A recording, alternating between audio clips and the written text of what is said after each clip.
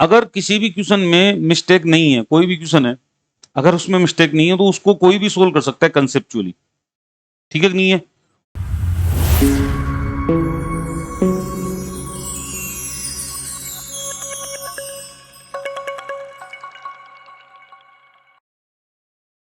नमस्कार दोस्तों, किसी भी कॉम्पिटिटिव एग्जाम या किसी भी बुक में अगर कोई क्वेश्चन है और वो किसी ने बनाया है तो उसका सॉल्यूशन भी जरूर होगा।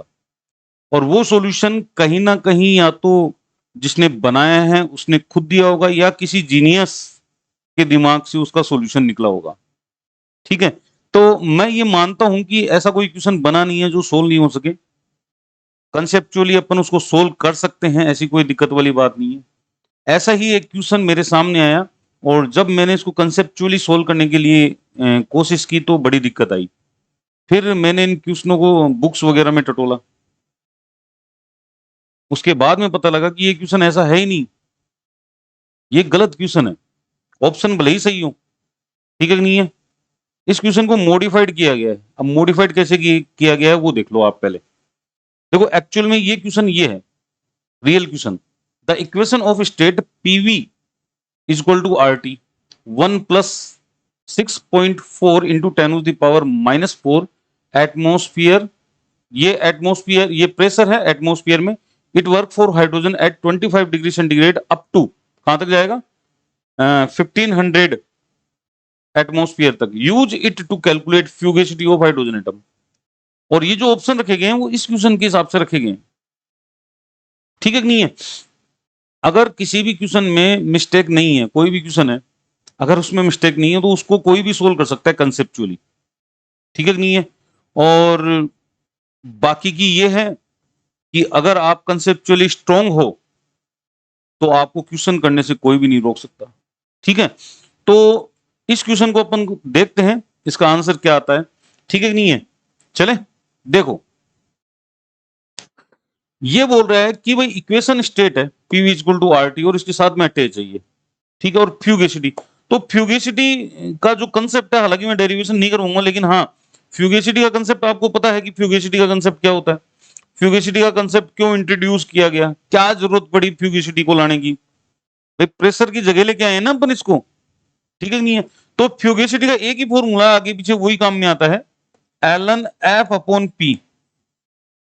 ठीक है, इंटीग्रल 0 टू पी, और ये आ जाएगा आपका z-1 upon P del P. Simple, पता है ये फॉर्मूला, यही आगे पीछे काम में आता है जब फ्यूगेसिटी कैलकुलेट होती है रियल गैसेज के लिए या किसी और के लिए। तो यहां पे अपने को z क्या दिख रहा है? ये z है जो कंप्रेसिबिलिटी कांस्टेंट है। क्या है? Compressibility constant. और कंप्रेसिबिलिटी कांस्टेंट क्या होता है? z is equal to PV upon R T. Ideal gas के लिए एक होता है, नॉन आइडियल के लिए ग्रेटर और लोअर दोनों हो सकते हैं। ठीक है कि नहीं है? अब आपको ये दिख रहा है साफ साफ कि हाइड्रोजन जो है वो आइडियल गैस बिहेवियर तो शो कर रही नहीं है, क्योंकि पीवी अपॉन आरटी का रेशियो देखो, इधर इसको इधर ले जाओ, डिवाइड में ले जाओ इसको, लेके वो किसके बराबर आ रहा है? 1 प्लस 1 से थोड़ा सा ज्यादा है, 6 पॉइंट है। अरे एक से चाहे कितना भी ज्यादा हो लेकिन ज्यादा तो है ना। एक से कितना भी ज्यादा हो लेकिन ज्यादा तो है, इसका मतलब पॉजिटिव डेविएशन शो कर रहा है। कर रहा है कि नहीं कर रहा? आइडियल गैस बिहेवियर से कोई बात नहीं, चलता है ये। अब देखो आप गौर से इसको समझने की कोशिश करना। आप इस z की वैल्यू को हम यहां पुट करेंगे तो ये -1 और ये +1 कैंसिल हो जाएगा।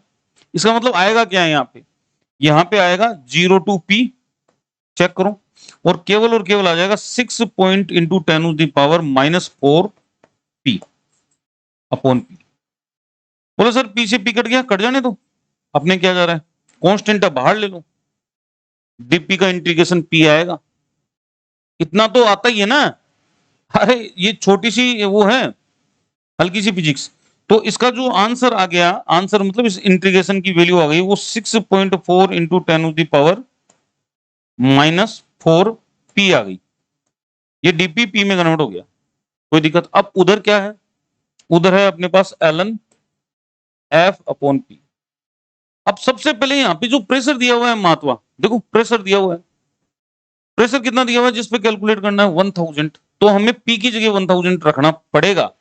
रखो ln F अपॉन 1000। हो गया भाई।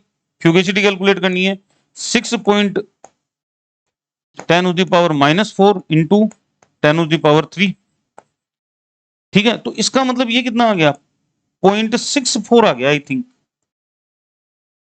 कितना आ गया, 0.64 आ गया। अब जब हम क्या करेंगे, इसको मैं 2.303 में कन्वर्ट करेंगे, तो वो भी कर लो।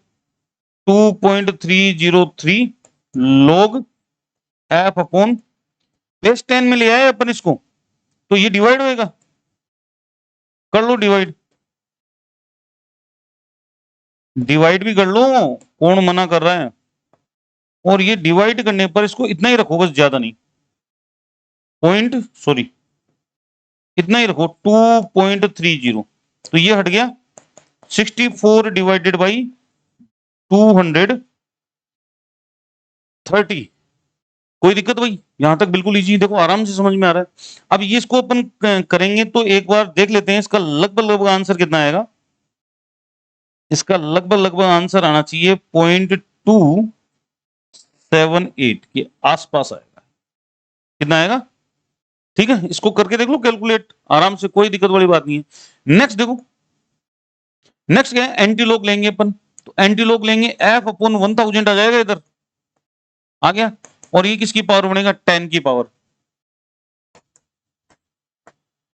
अब ये जो 10 की पावर बन रहा है, तो ये 3 के नजदीक है। ये ऊपर वाली जो वैल्यू है ना, इसको राउंड ऑफ भी करते हैं ना अपन, 3 के आसपास है, मान लो, मानने में क्या जा रहा है।